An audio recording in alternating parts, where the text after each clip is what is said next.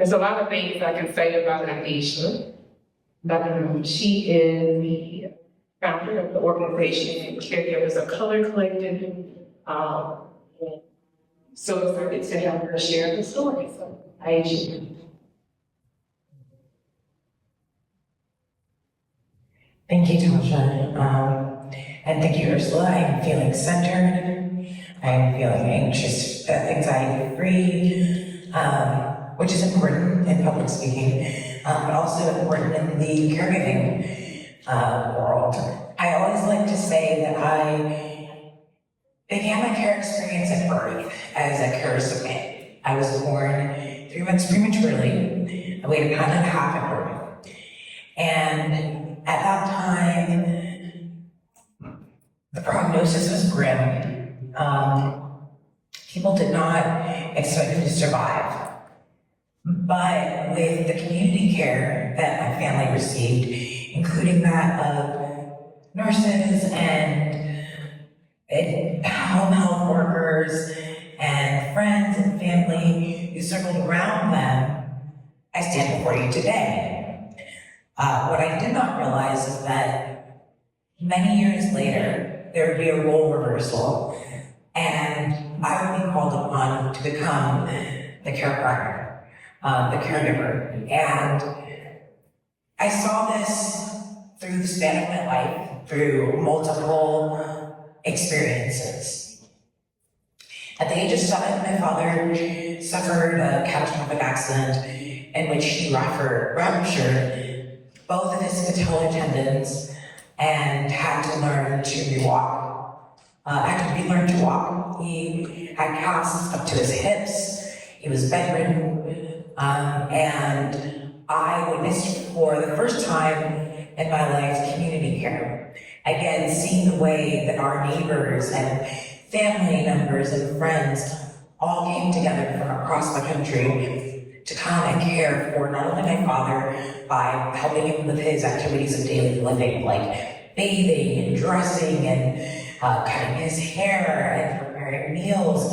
They also cared for my mother and myself. They provided us with transportation when we needed it. They provided care for me as a child. I needed to be supervised, and so I was taken into many people's homes. And I'm really grateful for that time because I saw the power of community and I saw the power of care and I saw the power of caregiving. Now I was 7, so I didn't realize what that was. I didn't know what that meant, but I know that it felt good, right, to be surrounded by that kind of love and care and tenderness. And that was really important for me to witness at that age.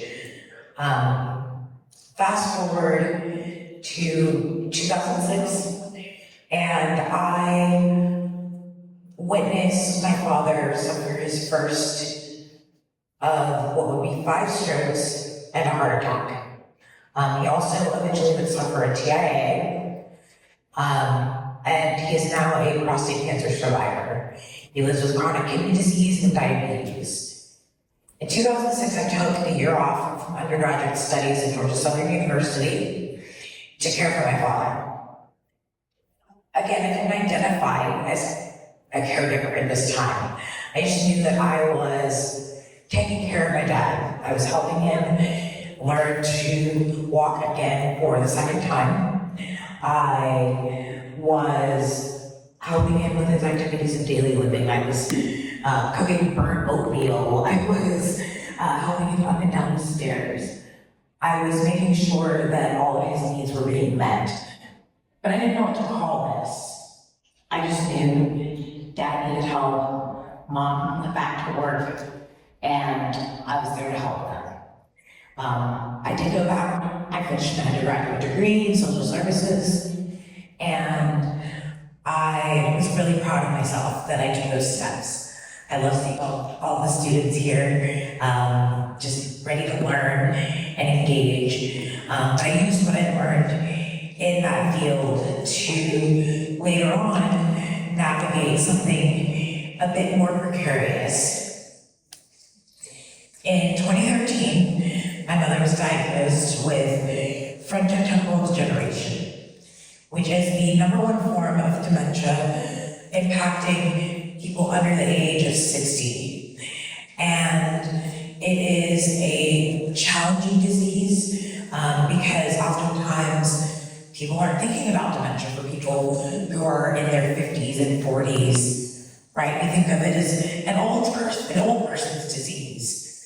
People often call it old timers, right?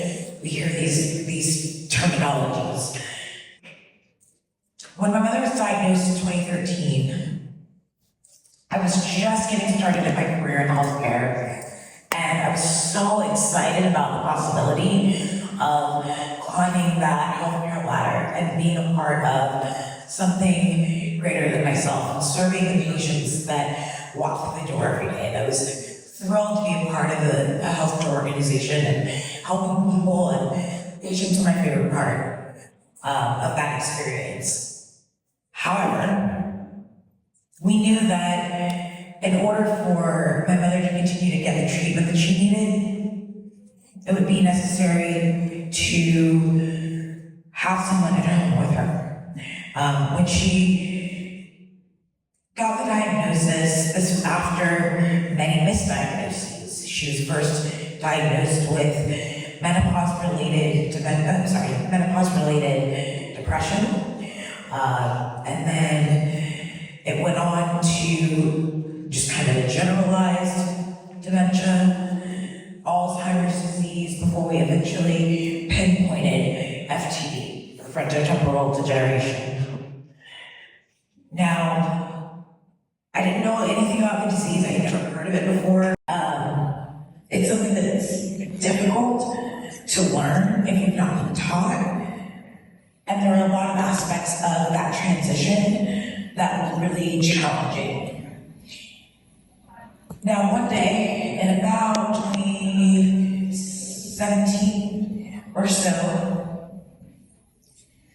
I was really taken aback because our family physician, our primary care physician, after a really difficult appointment for my mother, asked my father and myself,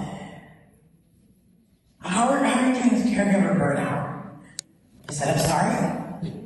Care what? No, I'm not familiar with this terminology. That was me. He explained that caregivers often suffer from burnout because they are giving and giving and giving, but often unable to fill up their own cup.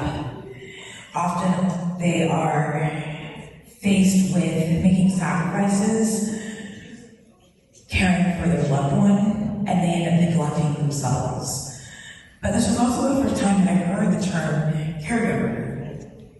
And so, upon hearing that term, the first thing I did was I went home, I consulted Dr. Google, and I started researching what services were available and what resources were accessible to me.